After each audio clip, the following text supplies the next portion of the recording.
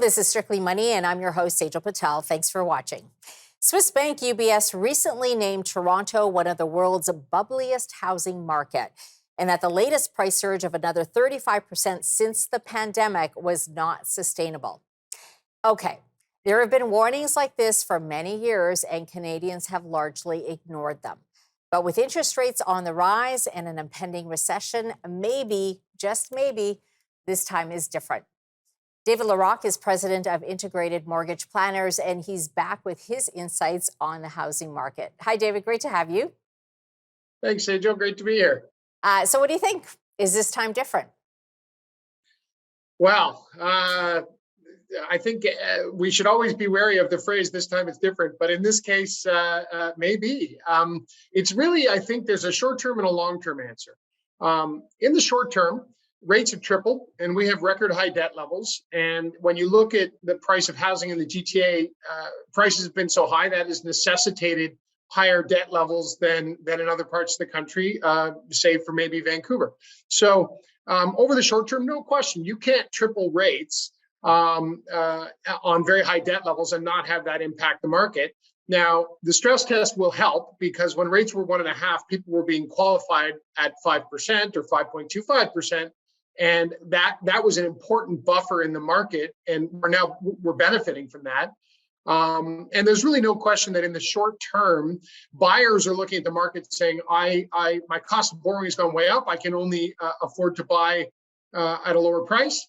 But sellers are saying, I want the prices that were available in February. I'm not willing to accept a lower price at this point. So everybody's kind of in a standoff right now, and it's not entirely clear who's going to blink first. Yeah. I think we'll find out next spring who ultimately does blink. Yeah. The other side, though, of the argument is when you look at more long-term factors, we have record high levels of immigration into Canada, and about a third of the new immigrants to our country come to the GTA. And that influx of population is going to ensure that demand stays robust for housing. We have a shortage of available housing. That's been well documented. And the other thing is, if you're not going to buy a resale house, you're going to buy a new construction house, or you're going to build a new house. Development costs went up 50% a few months ago and are onerously high. So really, how can the price of housing drop by 50% if the cost to build housing is significantly higher and we have a housing shortage? So really, those are the two sides of the argument. I think over the short term, there should definitely be downward pressure on house prices. But over the longer term, when you compare the replacement cost of housing, i.e. the cost to build new housing, it's still quite high. And I think that is going to put a floor under prices. But again, I am not bullish short term, but I think long term, 10, 20 years from now, I think there's still an argument to be made that barring short-term price corrections, that the supply-demand fundamentals and the replacement cost argument are still compelling. Yeah, it's interesting that you talked about people, the sellers hanging on to higher prices, because I am noticing that. Even though there's a lot of talk about housing activity down in major cities, do you think that they're going to have to kind of cave in and that we should see some more downside for housing prices? I think so. The other thing people have to remember is not everybody has a mortgage on their house. More than half of the properties, residential properties in Canada, don't have a mortgage on them at all. And those people are under no pressure based on what's happening with mortgage rates. Certainly, there's a subsegment of the market. People who bought a couple of years ago when rates were 1.5 are now under pressure, especially if they maxed out their borrowing capacity and prices have fallen. They might be a little underwater right now, no question. But those people just bought, and a lot of the people buying back then were of the mind they were probably buying when prices were frothy, but they were doing it long term, and they were willing to ride out a short-term change in prices if they felt like they were making a good long-term investment. So I don't think those people en masse will be overly swayed if they can continue to make their payments. And there's lots of other factors to consider. In the end, we'll find out, I think, the next time a lot of inventory hits the market, who is under more pressure to adjust their positions. It'll be buyers or sellers, and then we'll know. Yeah, it'll be interesting to see. We only have 15 seconds until the commercial break. Are you noticing big differences though, GTA or anywhere where it seems to be more stable? Not yet, no. I'm noticing inventories are low and the market has certainly slowed, but I think a lot of people are taking a wait and see approach right now. Okay, we're going to take a quick break and we'll be right back.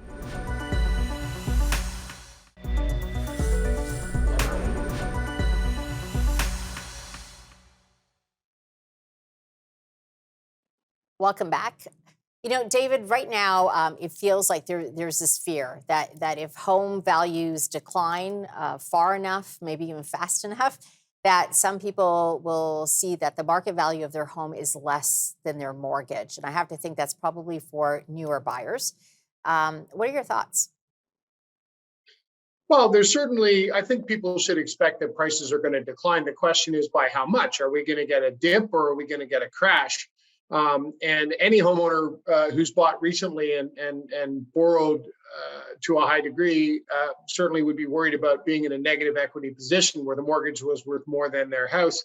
Um, but again, we really don't know. And I think I want to be careful about sounding overconfident in my predictions because we are in volatile times and there's a lot of uncertainty in the market. I would say this historically, even in rare cases where Canadians have been underwater on their mortgages, they haven't, quote unquote, mailed in their keys, which is when they put their keys in an envelope, send them to the lender, move out, and say, here, Mr. Lender, the property's yours. It's your Right. problem now. Closest example we have is in Alberta in the oil price crash back in 2015, and that didn't happen. So, I mean, there's lots keeping people up at night, and I can't rule out the risk entirely, but I think it's a low probability. Okay. I have to believe that mortgage lenders, though, are going into defense mode, given what's going on in the economy right now. So, what do home buyers need to be aware of? Well, lenders are certainly asking more questions, but right now, for as long as appraised values hold up, lenders are still pretty confident. The test of a lender's courage is if prices drop by 10%, because then they have to lend on properties that could be worth less a month later, and their courage will be tested. But we're not there yet. I still find that lenders are quite aggressive. There's some rate specials out right now as lenders roll up to their fiscal year ends in October 31st, and everybody's still competing for business, especially when there's less of it out there. The competition is as aggressive as ever. But funding costs are higher for lenders. Rates have certainly gone up. And lenders are definitely making sure that borrowers are robustly tested. So probably not as many lending exceptions as maybe people were getting a year ago, but I would say lenders are still open for business. Would you recommend people go variable now or fix? Really depends Interesting on the times. borrower.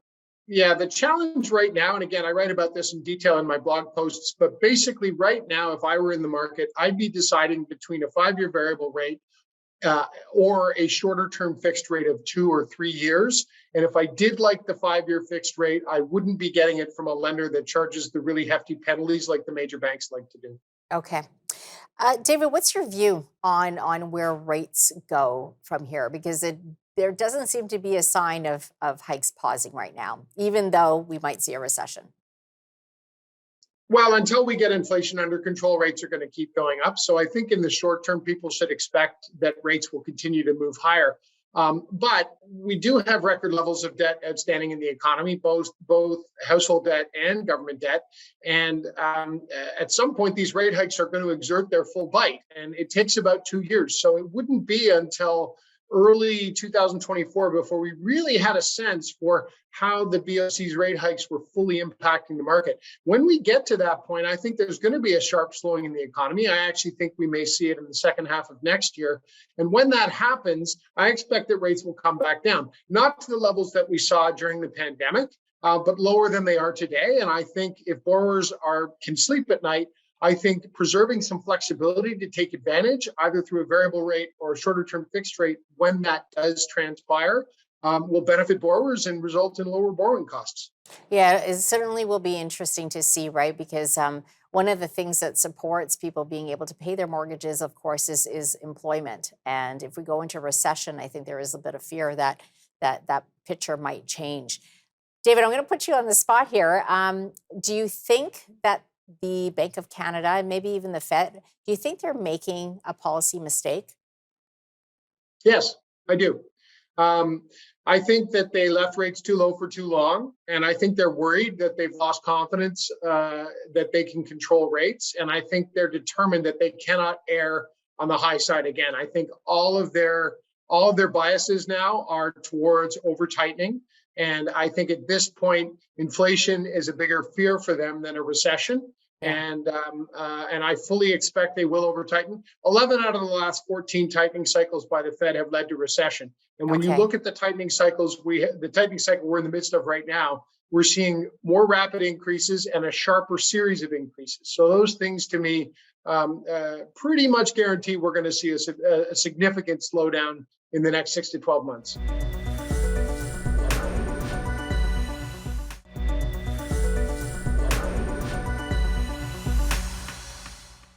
Welcome back to Strictly Money. It's tough for many investors to feel good about their investments these days. Financial markets have tanked, and with interest rates still rising and growing concerns about a recession, many are wondering what to do. Should they sell, hold, or could it be time to buy at these levels? To answer this, Greg Taylor joins me. He's Chief Investment Officer with Purpose Investments. Greg, great to have you on. Great, thank you. It's interesting now because, times like this, I find that risk tolerance assessments, they go out the door. People's investment strategies go out the door, and their patience is severely tested. You're an experienced investor. You've been doing this for a long time. How are you feeling about the markets right now? Well, it's tough to feel really good about the market given the year we've had because you're right, there hasn't really been anything that's worked this year.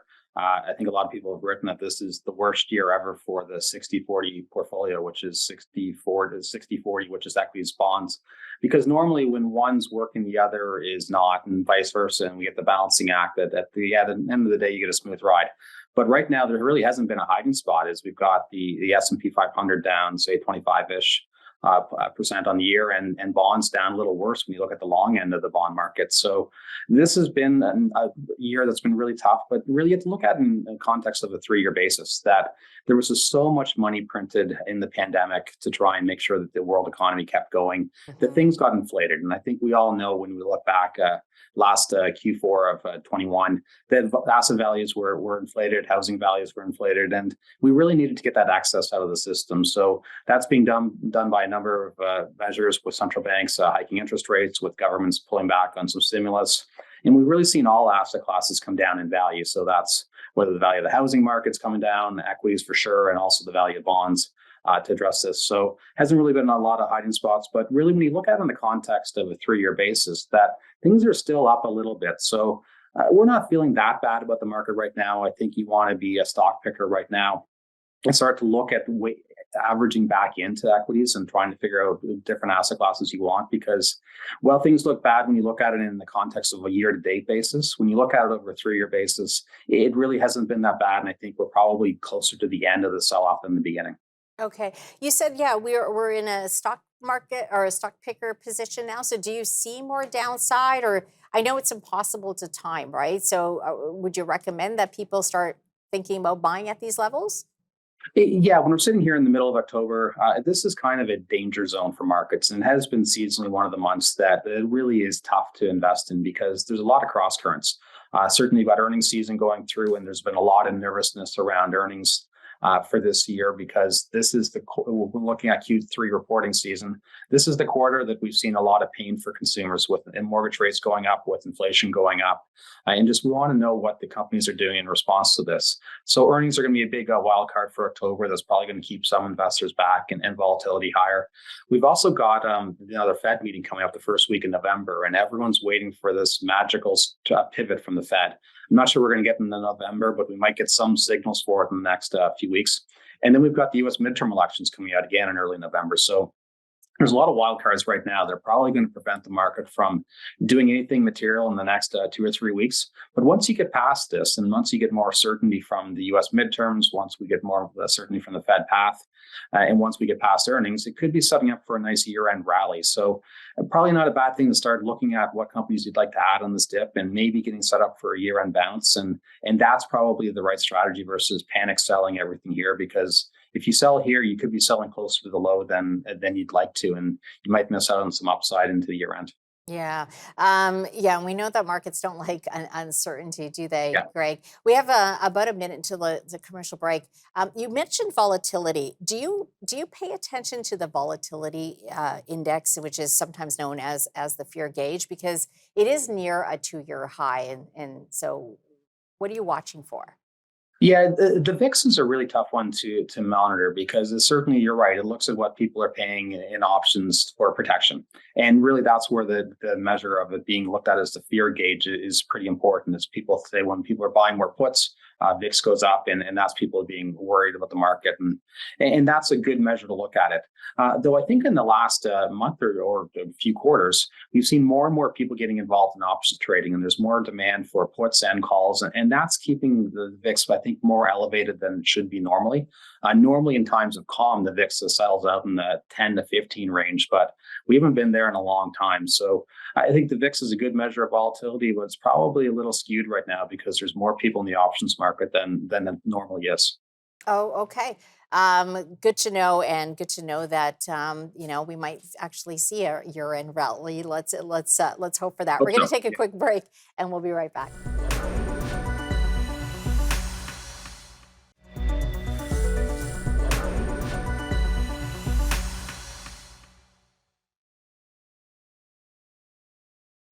Welcome back. Greg, a lot of strategists I've spoken to believe that the TSX will continue to outperform the US markets. Are you in that camp?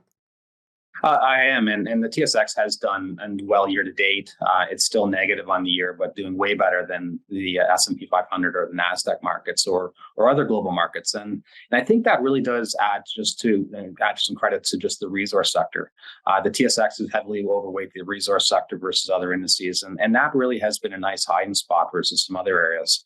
Certainly, the U.S. markets have really been benefiting from the tech sector for the last number of years, and I think that while these companies are great companies and good businesses, they got a little inflated in value and also really overowned. So while the FANG stocks really were able to cushion the S&P 500 and tech and Nasdaq for the last number of years, I think it could be a bit of an Achilles heel going forward, because when you look at an environment with rising interest rates and rising yields, what that normally does is add some multiple contraction to some of the higher value growth sectors, which is really technology. So I think those sectors could be under pressure for the next foreseeable future.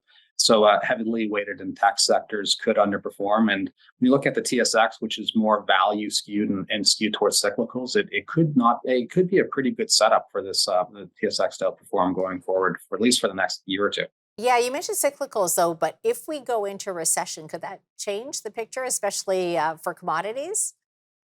Well, it could, but I think we're actually having a really interesting period right now where there's been so much underinvestment in some of these commodities that even a little bit of a bid to the group is going to be something that's going to be met with some decent returns in some of these commodities. Really, just looking at energy is the best example. That after a number of years of underinvestment in energy, because investors really had turned away from it towards technology, and also the ESG mandate some people took as a way just to not fund these companies. So there hasn't been a lot of new money going back to exploration in energy or copper or some of these other commodities. And you really can't turn it on that fast. So as people are now starting to look at, well, where does Western Europe and North America get more commodities as we've turned off the Russian supply? It's got to come from somewhere. And I think this could be a nice bid to the Western Canadian energy companies and also some of the base metal producers that are operating outside of Russia. So as much as the global recession could add some slowness to demand, there's really the supply side is something that people are struggling with, trying to come up with new supply. And this is where I think it could be a setup for some of the Canadian companies to do quite well. Yeah, interesting point. What about real assets and REITs? Because REITs typically have real assets in them. Yeah, REITs have been a tough sector this year. Certainly, when you look at real estate and you see rising interest rates, we're seeing a pullback in housing prices and also the value of real estate. So REITs have been underperforming, but that's probably a sector that people should be putting on their buy lists and trying to pick a point that they can start allocating back to them when they get comfortable that we've had a peak level of interest rates. And that's going to be the biggest thing that everyone's watching for. We've had a lot of people talk about when's the peak in inflation happening, and there are some that argued maybe it did happen in August. We're just not seeing it come off as much. But tied to that and the peak of inflation is also the peak of interest rates. And I think that's more important, because if we do start to see the bond market start to calm down, maybe the US 10-year bond yield can peak out somewhere in this 4 to 4.5 range. Once you get yields to start to pull back, I think that's going to be a nice environment for real assets and the commodities, and including the REITs, to do quite well. And I think this is something that people need to keep on their buy list and look at sectors to allocate to. Okay. Greg, we only have about a minute left. Do you think central bankers have learned their lesson with keeping interest rates so low and creating bubbles? What do you think happens going forward? Well, that's a tough question, because it does feel like they've been behind the curve for the last 20 years. They haven't really inflating bubbles, and then they react too much to bring them back in, and they try and normalize, and they've had a tough time. And it's really something that I think investors have gotten used to. And one of the other things that investors have gotten used to in the last number of years is something called the Fed put, which is anytime there is volatility in the markets, the central bankers seem to step in to try and create some stability and let equity markets go higher. But they've been pretty clear in the last 6 to 9 months that that's not the case, and they're not going to step in to help equity investors. So there's a big change in mindset here for investors and how they view the Fed, and I think that's going to create some volatility going forward. Certainly, we know the Fed left interest rates too low for too long, and now they're trying to recover that. And the risk is they're going to break something along the way. Yeah, so maybe they've learned maybe they've learned a few lessons. Yeah, Greg, great to have you on it. Good. Great, thanks very much. Appreciate it. Greg Taylor, CIO of Purpose Investments. Well, that does it for this show. Do you have a story you'd like to share, or questions about this or previous shows? If so, please drop us an email. Thanks for watching. Until next time, stay well, stay wise, and stay wealthy.